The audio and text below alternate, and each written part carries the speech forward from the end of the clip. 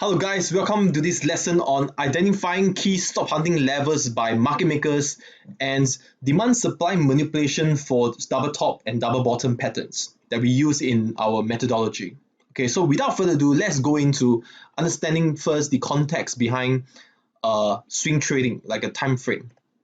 So the recommended time frame for swing trading stocks is either 1 year 2 days chart or the 4 years 1 week chart.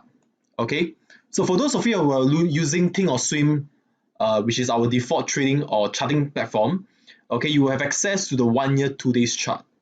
And the reason is because we are using a 1 year 2 days chart for swing trading is that the higher the time frame, okay, the more distinct the structure. If you are looking at just the 1 year 1 day chart, okay, that means one bar 1 day, right? You will see a higher chance of gaps between the bars. Okay, because the stocks are only traded 6.5 hours a day in the cash market session. Hence, it's not like futures or forex where you will definitely the charts are more continuous, it's more tightly joined together, right? Mostly tightly joined together, except for the weekends gap. But for stocks, we are more focused on in our methodology, we're more focused on the distinctness of the structure. Distinct structure means that the clearer the structure, the better it is when we use our methodology. And of course, when we go to higher time frame, okay, the higher time frame you go, the more distinct the structure will be. Okay, so we are using to our best ability, we want to use 1 year 2 days chart for swing trading stocks. Okay, if you do not have access like in Thinkorswim, then you can still continue, like my Singapore students can still continue to use the 1 year 1 day chart. Just understand that you have to really look for a distinct swing low or swing high. Okay, I'm not going to go into the strategy structures over here first. Okay, we're going to cover more in depth of what is the kind of structures that we look at for accumulation and distributions trading. Okay, so over here I'm just going to cover step by step over here the time frame first, and then understanding demand supply later on. Okay, and of course you can look at the 4 years 1 week chart, either one. And of course you will ask me as well that which time frame should you be looking at. There are pros and cons. Okay, if you are looking at the 1 year 2 days chart, okay, 1 year 2 days chart, you definitely have a higher frequency because it's lower time frame than the week chart. You tend to have more setups, more setups, okay, more frequency, more setups to do, okay. And of course, if you're looking at a 4 years 1 week chart, there's a lower frequency because one bar is 1 week, and when you open a position, okay, the feedback will be longer. The feedback for 1 year 2 days chart, that means a feedback means that you either hit a target or a stop loss, is basically around 1.5 weeks. You'll get about the feedback whether you hit a target or a stop loss. And for the 4 years 1 week chart, is approximately 1.5 months. Okay, sorry, let me take it away. It's approximately 1.5 months. So you may ask me, so why would someone actually do a 4 years 1 week chart? So there are also the advantage of doing a 4 years 1 week chart is that which is also my preference, is that I do not need to care about the earnings event. That means because if I know that there's going to be earnings in the next few days or next week, I can still take on the trade because I knew that, right, that if you're looking at a higher time frame like 1 week, the price buffer is much wider than if you look at the 1 year 2 days chart. If you look at the 1 year 2 days chart to do your swing trading stocks, you definitely have to close the position. You must close the position before earnings. That means you can close just before the day before or 1 second before the earnings release. You must close the position. Okay, because during the earnings, there tends to be an abrupt movement, whether it's going up or down. It's like a binary event. Okay, and of course, the binary event, whether the earnings is good or bad, would also affect prices in the weekly chart. But because, like I mentioned, higher time frame, the buffer is wider. Okay, so as a trader, we understand that we have the option on the week chart whether to continue holding the trade on the weekly chart, or we can choose that if you're not confident to hold across earnings, you can always still close a position in the weekly chart. So there's an option over there. Okay, so just understand that that's for swing trading stocks. If you're looking at swing trading, for example, forex or even futures, you can continue to look at the 1 year 1 day chart because futures and forex are mostly traded around 23 to 24 hours a day, so you don't really have that daily price gaps. Okay, so the chart is, we say that it's mostly continuous. It's more distinct than if you just look at stocks, which is more gappy. Okay, so just understand over here our methodology is more focused on price action structures. Okay, high probability trades usually exist in more distinct structure. You will find out more about this later on as I go through the structure. We always look for distinct structure. Okay, so they basically have a clear false top, false bottom, which I'm going to explain very soon. And this enables us to check for this thing called majority flush. Okay, just understand this over here that, okay, this is the two main characteristics which I'm going to emphasize more later on in the subsequent lessons as well, actually, especially for majority flush. Okay, over here in this lesson, we'll talk about what's a false top, false bottom, but for majority flush, I will cover that again in the structure criteria. Okay. So before we go into this left precedent levels, which is called in short LP levels. Okay. First, let's understand that, okay, LP levels is not your typical support or resistance that most people learn in technical analysis. So fundamentally in technical analysis, okay, if trader sees a level of resistance, that means the price is lower, and then the price heading to a swing high, okay, resistance. Trader would think that there are actually sellers that exist in the resistance, right? The word resistance is like something that stops the progress of the price, right? So the opposite is called a support. So if you see that price is coming down, so just let me just erase this. If we see that the price is actually coming down to a level of swing low support, as the word suggests, it's like to support the price. It's like as if there's buyers going to hold the price, right? Okay, but in our methodology, we want to look for this thing called significance. There must be a reason why price support there or resisted. Okay, so fundamentally understand that, okay, the LP levels is a special kind of support or resistance, okay, which I'm going to share with you here. Okay, they are actually created by distinct swing highs or swing low levels. So you're going to find out what's the swing high or swing low levels first. Okay, and these are levels that are not breached in a given time frame. They are not breached, and we turn key swing high levels, high low levels they are not breached as left precedent levels. So identifying the LP levels or left precedent levels requires some kind of screen time, as because it is both an art and science. Okay, so identifying these swing highs and swing low levels is both an art and science. Okay, because for example, right, a swing low is basically what we meant by a U shape, right? The U shape can be like this, can be like this, can be like this, right? Nobody can tell you exactly in charting how many bars will form the down move and how many bars will form the up move and what kind of bars. Okay, but visually we know that we know that as traders we know that we must form a kind of arc shape at the bottom. So that's why you say that the science is that we want to see a U shape or V shape, but the art is that we need to visually identify. It's the same for charting. If I look at trading, charting, pattern recognition is both an art and science towards identifying the structures and the patterns that we're going to cover. Okay, I'll go through what's swing high, swing low levels they are not breached over here. Okay,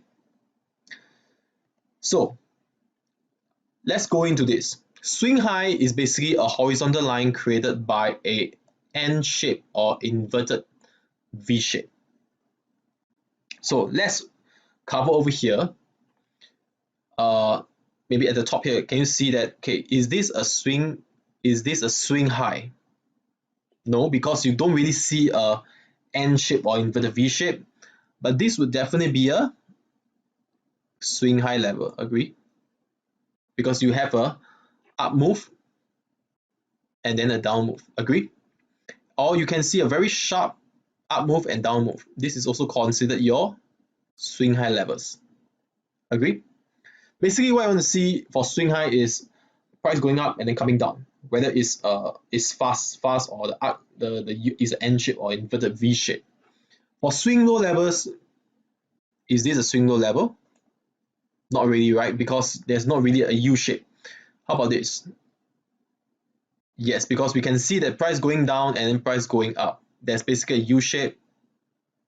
And traders will take the lowest point, whether got tail or no tail, we take the lowest point of the price movement as the swing low level.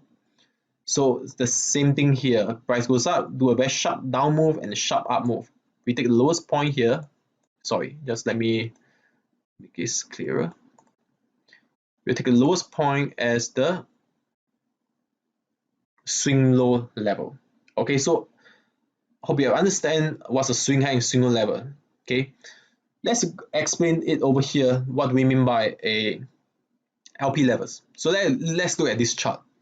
And for example, right, let's say you are basically for example, you are standing here. Okay, standing here.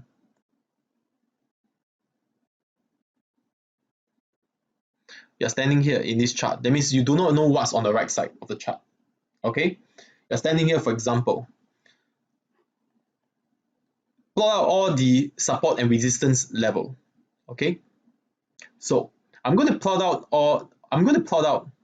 what do I mean by LP levels first. You're going to do some exercise later on. So for LP levels, as you already know, that we are going to plot out the key swing high or swing low levels. And if I'm standing over here, this will be one of my key swing high level. Agree? Is a horizontal line. And this level will be one of my key swing high level. This level will be my next key swing high level. And at the bottom, this will be my key swing low level, and this will be my swing low level. Again, I don't care what's on the right side, I'm looking on the left side of the chart to identify my key swing high, swing low level. So my next question to you is this. Okay, let me just change the color. Why don't we actually put in this, this is also swing high over here. Why don't we just plot in this blue line as our swing high? Or this as our swing high. Notice this, if it's a very long tail bar, we still consider that very outstanding long tail bar, we still consider the high as our swing high. Okay, how about all these blue lines, right? All the swing highs that we see. Swing highs, right? And we have all the swing lows over here. There are many swing lows, right? Swing high, swing lows. There are so many swing high, swing lows. Basically, look at the blue line. If you use the conventional way of looking at support resistance, swing high, swing low, you're going to plot all the blue lines in the chart. And the reason why we don't use the blue lines is because why? Because we're looking for swing high, swing low that is not breached. Notice that all the blue lines have already been breached by the price action. Breach means it's either surpass or goes past, or we call it ram past the price action. Okay, so for example, let me just erase this. Okay, sorry, just let me plot back the green line over here. So if you look at, let's say this particular, let me just focus on this. We don't draw in this as our swing high. This has been my blue arrow here as our swing high, because this has already been breached. You see the price action actually goes above and beyond, and it really breached this. So we do not need to draw in this swing high anymore. And you notice that we only leave open the swing high, swing low levels that are not breached, which is this, and this. So these are considered our left precedent levels, right? Same thing here at the bottom. We are not going to join this because this swing low, because this swing low has already been breached by the price movement over here. Agree? And also the new price movement that is not breached is this green line over here. Okay, so the next time we mention about LP levels, please understand there are swing high, swing lows levels that are on the left side of the chart, they are not breached anymore. Okay, let's move on. Okay, let's do an exercise over here. Okay, since we still exist as example. Okay, you can actually pause the video later on and identify, for example, right? It really depends on where you stand in the chart. Let's say, for example, today you are standing here in the chart. standing here instead, right? That means you do not know the price action on the right side. You're standing here, for example, you open your chart, the price movement is here when you open the chart. Okay, so all the price action on the left side of the chart, I'll just draw in as purple right now, will be your LP levels. So you can pause the chart first and practice right now. And now I'm going to join the so-called the answers, right, to the LP levels. So this will be your swing high that's not breached, swing high that's not breached, swing low over here that's not breached, swing low. Of course, here I do not have a ruler, but you get what I mean, right? If I draw a horizontal line, basically means a straight vertical horizontal line. So sometimes you see two lines like this that is very close, must be visually, you judge that is very close. You can consider using the most extreme one. That means you can consider taking out the one because the idea is this, right? The reason why we use the swing high, the LP levels, is that LP levels are where stop loss are. To us in our methodology, this is where stop loss exists. For example, stop loss exists over here, stop loss exists over here, stop loss exists below the swing low here and below the swing low here. Okay, so these are levels where stop losses are thought to exist in our methodology. Understand? So that's the significance. And let's actually look at this. Okay, this particular example that, for example, you are standing over here before this major up move. Join all the key LP levels on the left side of the chart. Okay, so you can actually pause the video and practice identifying when you're standing like a purple man over there. Join all the key LP levels on the left side of the chart. Okay, so let's take it as you have really drawn all the LP levels. So I'm going to join in for you. Okay, so see if you're correct. So let's say you're standing here, your LP levels will be this,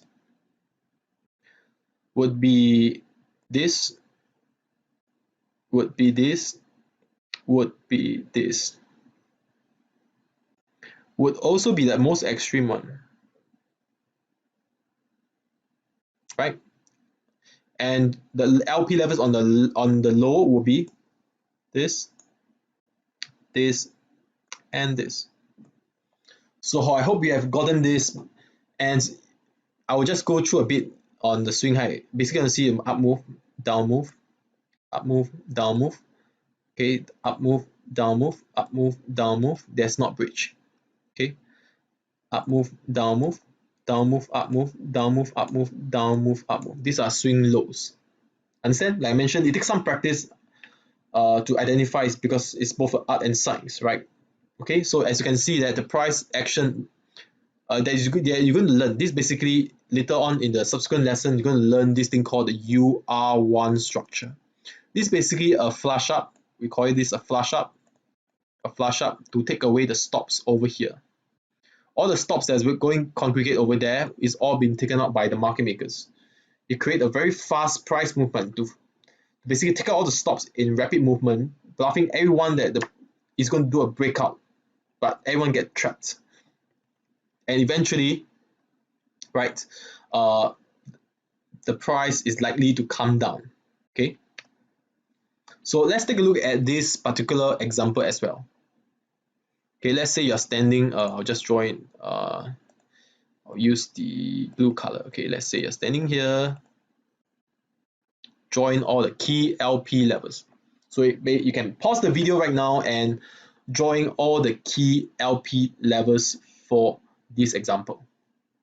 Okay, let's take it as you have already drawn the LP levels. I'm going to join here for you. So let's say you're standing here, the LP levels will be just above you, this particular swing high over here, and the swing low over here, and the swing, they are very close. So you have 1, 2, 3, very close swing low. So I'll just take it as is basically around this region, right? There's a, like I mentioned, if they're very close to each other, take the lowest one. Okay. You also have this as your LP level. You also have this. You also have this. Okay, when you're using the trading platform, you're going to use the horizontal line. So that's even more exact. Because over here, I'm just using my mouse to actually draw it on the chart for you. Okay. You also have this. You also have this. Okay. So as you can see, the price actually flushed down. This is actually a setup you're going to learn in the subsequent lessons. Okay, this is called DR1.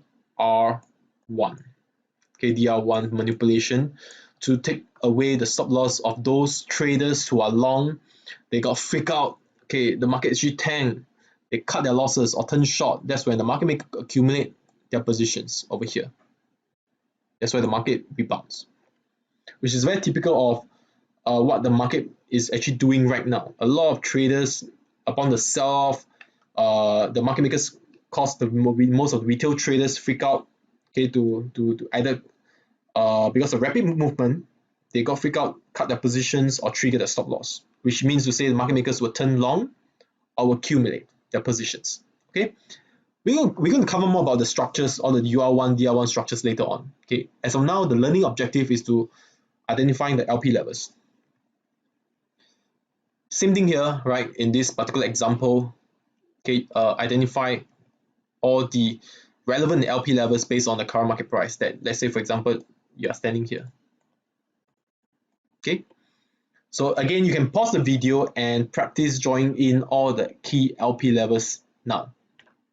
Okay, now let's say that you drawn the LP levels. So let's do some exercise here. So this is your LP levels, 1, 2, 3. Basically, it's your swing high that's not breached. Same thing for swing low, since they are very close to each other, we're going to take the lowest one and this one, right? And this one. So nothing on the left side, there's this thing, swing low. So basically, these are your key LP levels in blue. Hope you have gotten it. Okay, so this is actually the same example. Okay, so same thing here. Okay, this is actually what I've plotted out.